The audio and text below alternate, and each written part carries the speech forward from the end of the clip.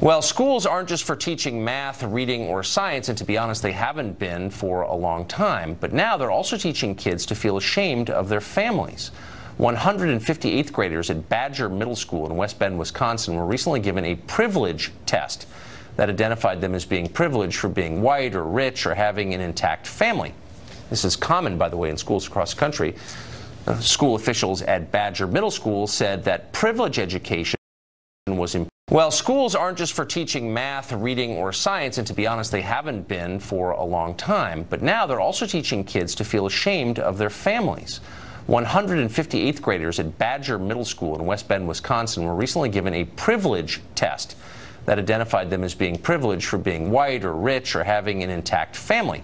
This is common, by the way, in schools across the country.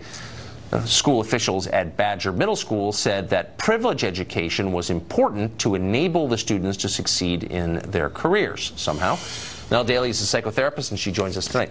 Now, thanks for coming on. This strikes me, and I've seen this before, I've seen it with my own kids, it seems cruel.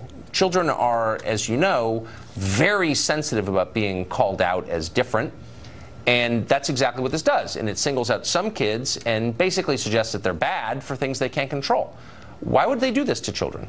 Well, I would have to respectfully disagree with you here. This, as a journalist, let's just put this into context.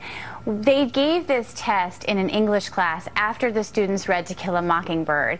And what they were doing was discussing Jim Crow laws. So it's very difficult for teachers to teach history, U.S. history and world history, without talking about privilege and how positions of privilege, when they're abused, can lead to really horrible crimes being committed to humanity. But I'm confused. So these are middle schoolers in Wisconsin in 2018. To Kill a Mockingbird is about Mississippi in the 1940s.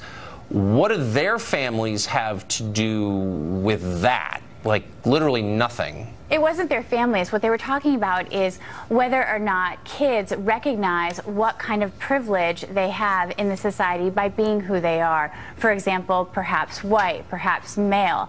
And it's teaching children that they need to have compassion for people who are on the other side of whatever they are, and to also not abuse that position of privilege moving forward in their lives. Oh, so they're scolding the kids for things they can't control, like their race or the condition of their family. I mean, by the way, I don't believe anybody was actually scolded, and in fact, but the implication is, look, you have a special responsibility to be sensitive because of something you can't control. And by the way, absolutely. Really and Tucker, if we didn't teach children this at this point, right, then we're going to raise little boys who end up becoming producers and executives at large movie studios, who then end up committing crimes against women, like rape. Right. We need to teach children how to be really compassionate towards other people and to be much more sensitive to not abusing their positions of power. How is this compassionate to single out little kids? They're not little kids.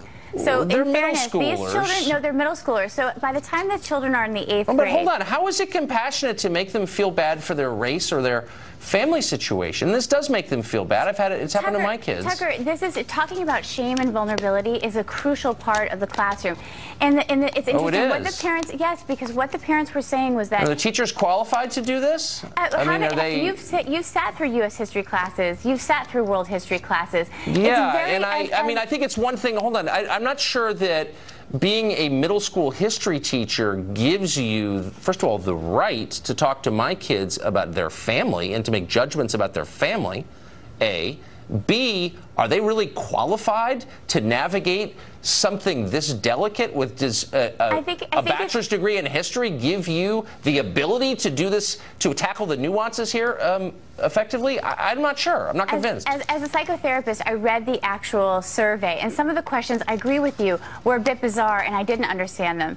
But asking children to recognize where they hold positions of power because of their race or their gender is really important, and it's very difficult for teachers to not would correct bring you by that saying up. it's really stupid, actually, because the idea that all people of one race are empowered and people of another race are disempowered is, first of all, factually wrong. You're making this binary. This is a very nuanced conversation. Well, I'm not making it binary. When you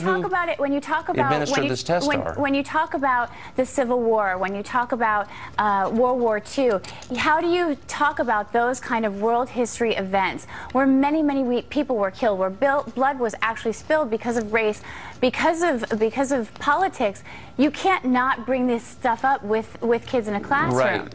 And I'm not suggesting that you don't bring it up. That's not at all what I'm saying. That's what the teachers are doing. The teachers were hoping... Well, hold on. Slow down. What I'm saying is that you shouldn't say to kids that somehow you're implicated in it. The Civil War took place 150 years ago. It has nothing to do with the kids at Badger Middle School in Wisconsin. No, that's not what the survey was saying. The survey was saying, do you recognize where you hold a position of power? And the thing that's interesting is what gets triggered. But this is, hold on, this is subjective. This is totally subjective. I mean, I could say let's be totally real here. It's not always true that the white guy is the most powerful person in every situation. That's a gross generalization, actually. I agree with you, but let's just say, for example, that men still make more money than women across many industries in this country. That's a position of power because you're a male in this society. And it's true if we look at... That's just not actually true, though. I mean, I don't know. I'm not faulting you. I know you're a shrink, not an economist, but you may not be keeping current with the actual numbers on this. That's not actually the whole story, but that's a whole another conversation. I'm just saying, why is it not okay just to have teachers teach history and English and math? We're turning out generations of illiterates. Why wouldn't we stick to those things? Well, you have to teach history. You also have to teach why these things occurred in U.S. history. And part of that is an emotional conversation. You cannot talk about the Civil War, Jim Crow laws, without it becoming emotional. Yeah, apparently not. I can. Nell, thank you. All right. Great to see you. Thank you. Good to see you. We'll be right back. Okay. And when it comes time for Parent-Teacher Conference Day... Mr. Quigley, I'm just curious, how many parents have you had come in the last 2 days? This is the first parent that I saw so far. Wow, really? Yeah. Out of his 70 students, only one parent shows up. Okay, go ahead.